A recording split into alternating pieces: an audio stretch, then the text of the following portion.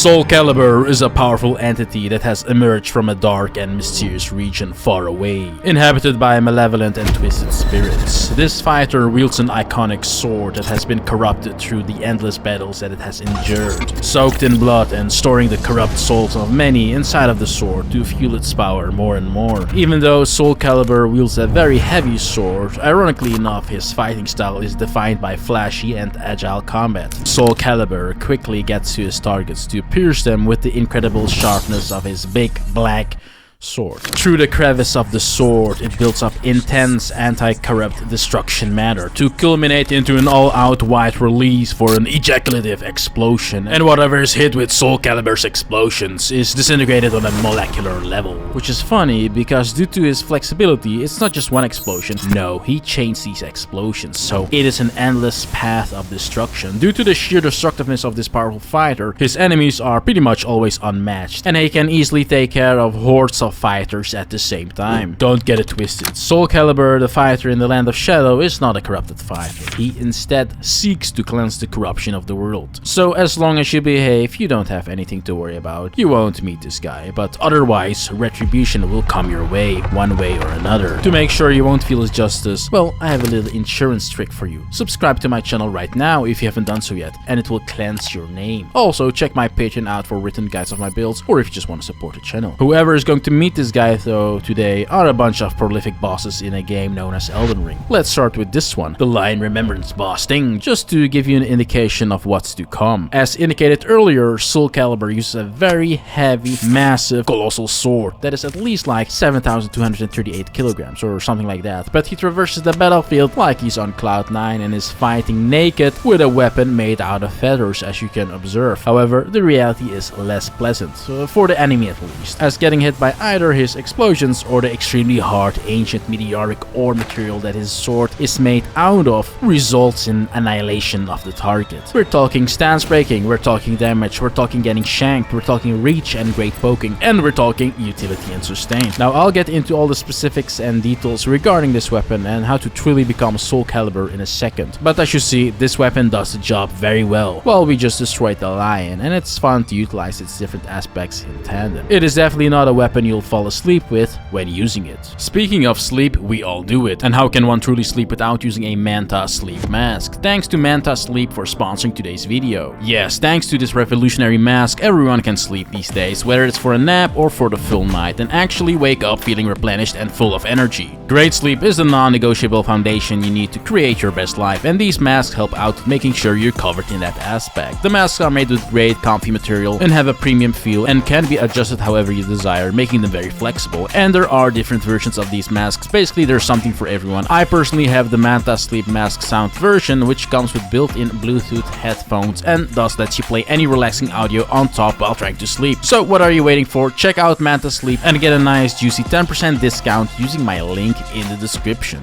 Before we start with Soulcalibur's conquest though, let's dissect and analyze his setup. The sword that he uses is called the Ancient Meteoric Ore Greatsword, perhaps the colossal sword with the fastest playstyle in the world. Why, you ask? Because look at this gap closing potential and distance traveled in seconds. It's amazing, and this sword provides you the opportunity to do so. The weapon is acquired after examining the altar of the ruined forge of the Starfall Past, and thus can be gotten real fast after entering the DLC zone, which is another benefit. How do you actually optimize for this weapon though? Well, it is a strength arcane weapon that weighs a lot and has magic damage, so it can raise some question marks, but its strength mostly scales its raw damage, so when you actually hit things physically with the black material, while arcane scales its raw damage but also its magical components like the white light charge as of war. So you basically want to invest in both, and I would recommend a stat spread like this. Two-handing is going to be the best option in my opinion for this sword, so 54 strength to soft cap on strength it is, 46 arcane to almost reach the first main soft cap of arcane, 60 vigor to soft cap on that, 21 endurance then to be able to wear both the massive sword that is really heavy and a 51 plus poise armor setup with good defensive in a camped setup like this, which is a level 150 setup, and we then use the Grey Jar's Arsenal to increase our equip load to stay in the medium load category. Some Mind for the Ash of War, and finally Faith, which will become 25 Faith with our flask to increase our damage output even more with some useful buffs. Soulcalibur definitely definitely knows a thing or two about fashion. See, Soulcalibur's armor fits aesthetically and synergizes with the black and white thematic aspects of the sword. And what does his set consist out of? Well, first of all, the Oathseeker Knight Helm, Leida's armor for the chest piece, and the Black Knight gauntlets and greaves. The armor will give us great defenses and give us exactly that juicy 51 poise to be able to resist attack cancelling hits. And aside from the Greatsword Arsenal Talisman, we then run the two-handed talisman to increase our damage output, the Shard of Alexander to increase our amazing Ash of War's damage that you will see in a second and why it's so good, and the Spear Talisman. The Ancient Meteoric Ore Greatsword has multiple damage sources that are in a piercing way. For instance, the Charged Poke as well as the first part of the Ash of War, which is essentially just a massive piercing lunge type of attack, and thus we can benefit greatly from this talisman. It boosts your damage output during counterattacks, and for those that do not know what counterattacks are, they are essentially a type of attack that consists out of you attacking your enemy while your enemy is trying to attack you, and it only works with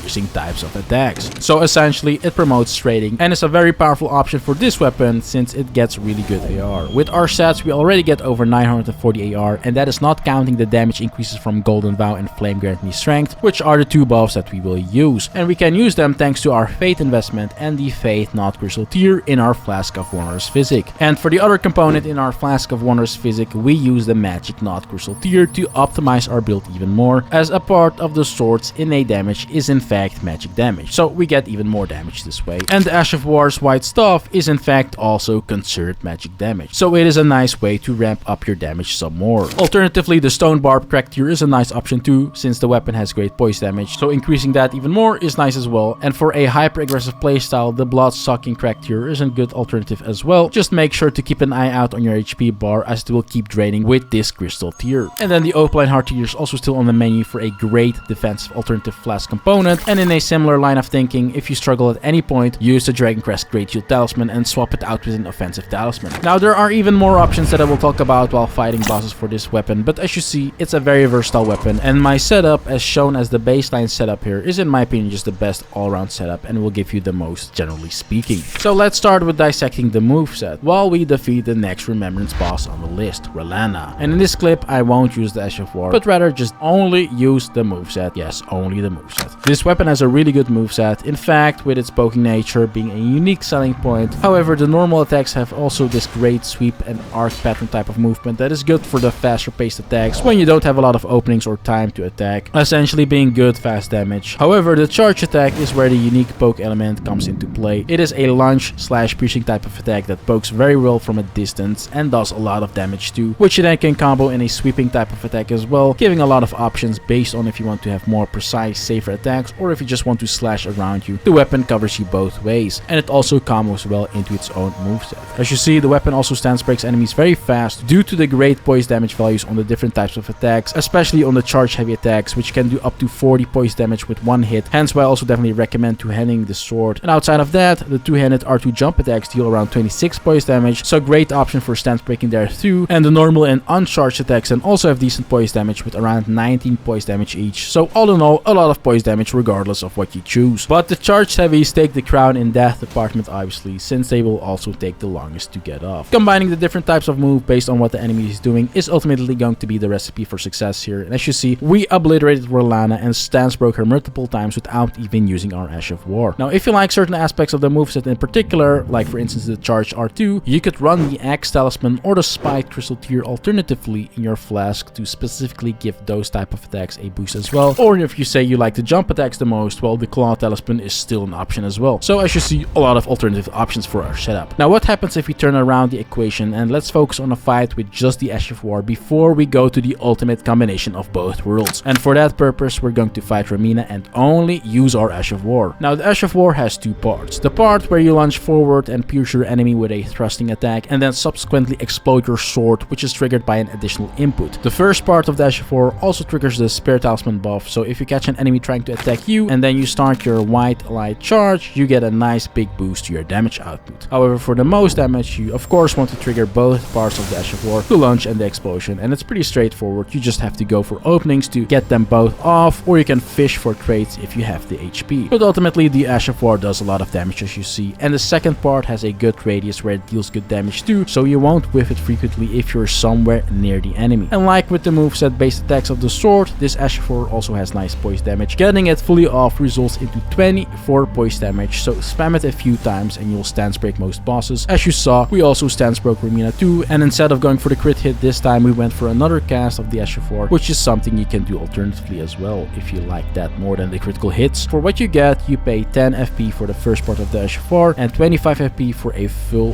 white ally charge. Hence why I went with 16 mind, as that's equal to 100 FP, meaning it's divisible and we can use the STR and completely drain our FP bar perfectly before having to drink again. Ultimately, with the gap closing aspects of the STR and us launching forward all the time, we give Romina no room to do anything really and accordingly destroy her. Okay, so let's start combining both the STR and the moveset to get the ultimate feel going. And we're going to do that here with Mesmer right away. In phase 1, we just start slashing and poking away based on his movement and attack patterns, giving him a good mix of the two to get good damage in, resulting into quick stance breaking like always, and we do in fact get multiple stance breaks going during this fight, as you will see. And the Sword's varied moveset works wonder with this guy, as any of Mesmer's attacks has an appropriate response. You can punish him very well, and Mesmer will get on his knees quickly if you pace your attacks well, as he only has 120 poise and it gives you a lot of room to hit him even if it's just trading. So basically he will get on his knees all the time waiting for a critical hit with this setup. And when there is an opening, like at the start of phase 2, we use our white light charge. In conclusion, I can definitely say that the combination of both the STR and the moveset of the weapon is ultimately the best way to approach the different fights, since they pretty much will saturate all the different combat scenarios that happen. And in the previous fights where we just focus on one thing, you can in fact now compare that to this fight where we are using all the options that we have. And using all options ultimately just means higher DPS, as you will always be doing something. So that is also what I ultimately recommend for the best experience. But as you saw earlier, the other options are also extremely viable. Guarding with the sword is in fact also pretty useful against his attack, where he flies off and throws a barrage of spear attacks in the air. So that is another use case that is a good option in this fight. We then finish off this fight in a beautiful way using our white light charge back to back, and it then also accordingly ends in quite a cinematic fashion. We get another remembrance here. In the Commander Gaius fight, we have to calculate our moves a bit more, as he can make you go 100 to 0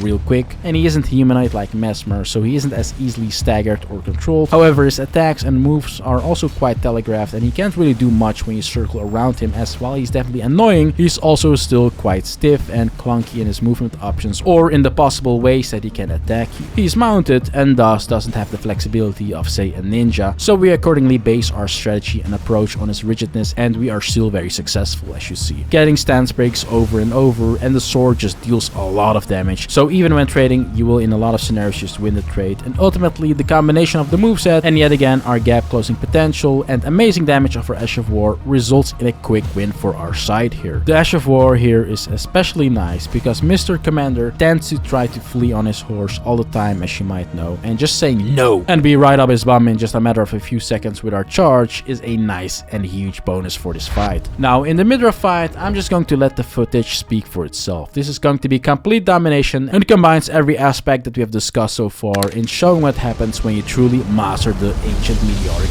Ore Greatsword. Enjoy!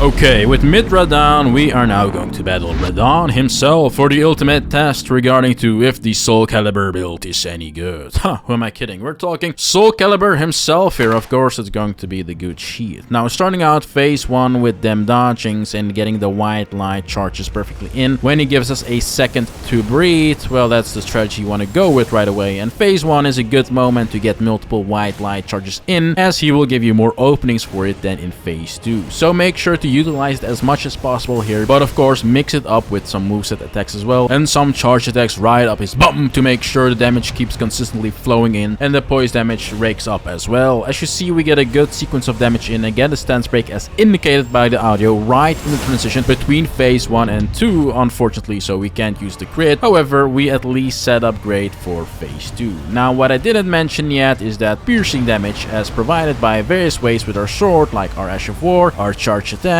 as well as our dodge roll attack, which in this fight is very useful. Yes, the dodge roll attack, invest in that thing, is something that Radahn is weak against, so that makes life a lot better when considering this fight across all aspects. Of course, in phase 2, we now have a lot of additional visual clutter, and Radahn's moveset expands, and he and Mikla deals extra damage as well as holy damage, and well, he can do a lot more annoying things to us. But ultimately, we have a very good weapon here on our hands to deal with him, and white light charge is also still on the menu as well. The usage of it is not as flexible as in phase 1, but there are definitely moments where you can just nuke Radahn with it. The explosion and piercing launch deal a lot of damage when combined in this fight, so definitely try to use it in phase 2 if possible. However, our sword has a nice reach and a good versatile moveset, so we utilize that properly too here in phase 2 based on what Radahn is doing, and with the different attacks that we are capable of doing, we stance break him a second time as well in phase 2, and this time we can actually make use of our stance break and get a critical hit in giving us more momentum. Then that results in Radahn being almost dead, and when he starts ramping up for his massive attack from the sky, we get some more damage in before he leaves the planet, and then when he returns, we try to avoid any potential incoming damage and finish off the fight in style. And with that, we have shown that this build is easily a S+